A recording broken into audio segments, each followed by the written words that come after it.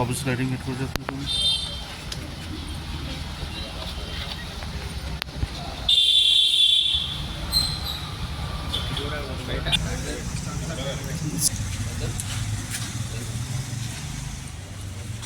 ఎలా చూడండి మేడం గారు, మీరు ఇటేపుకి వచ్చేయండి. ఎమ్మెల్యే గారు కొంచెం ఇటేపుకి వచ్చారు అంటే కనబడి మా ఆకులు మూసేస్తున్నాం.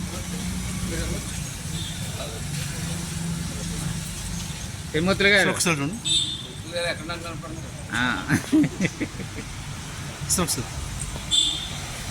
నీళ్ళు వేయండి.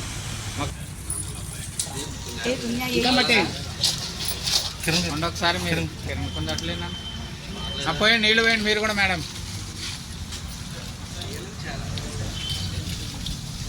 నిలబడాలంటే ఇప్పుడు 10-20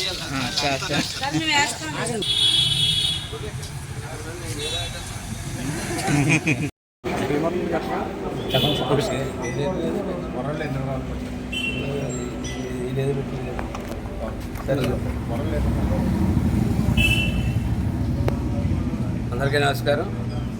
ఇవాళ వరల్డ్ ఎన్విరాన్మెంట్ డే సందర్భంగా ఆంధ్రప్రదేశ్ రాష్ట్రం, ఆంధ్రప్రదేశ్ ముఖ్యమంత్రి అలాగే ఉప ముఖ్యమంత్రి అధికారులు ఒక ఆదేశాల మేరకు ఇవాళ ప్రతి చోట కూడా ఎన్విరాన్మెంట్ని ఏ రకంగా రక్షించుకుందాం అన్నటువంటి ఆలోచన మీద ప్రతి చోట కూడా మొక్కలు నాటడం జరుగుతుంది.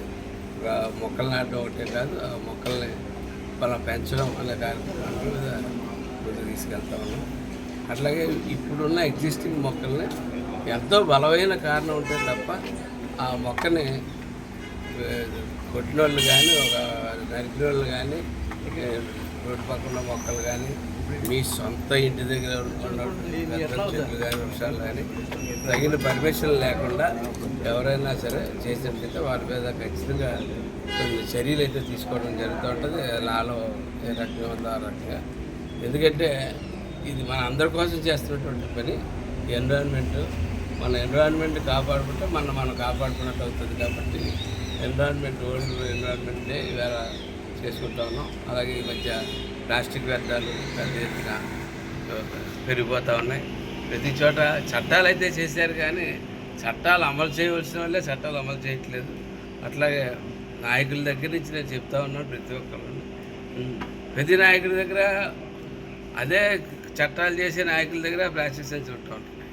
కాబట్టి ఇది కొంచెం అందరూ తెలుసుకుని కొంచెం దీని మీద ఎవరికాలు పర్సనల్గా తీసుకున్నట్టయితే, మనం పర్సనల్గా తీసుకున్నట్టయితే పబ్లిక్ కూడా పర్సనల్గా తీసుకుంటాం. కాబట్టి అవును. అలాగే ప్రతి నీటి బొట్టు ఈవేళ చాలా అవసరం.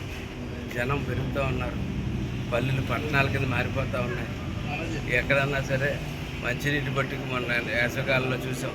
గత 5 సంవత్సరాల్లో నిర్లక్ష్య పరిపాలన ఫలితం మొన్న మంచినీళ్ళు ఇవ్వడానికి తలకిందులుగా తపస్సులు చేసి సంబరంతా కలిసి అందరికీ మంచినీళ్ళు ఇచ్చాం.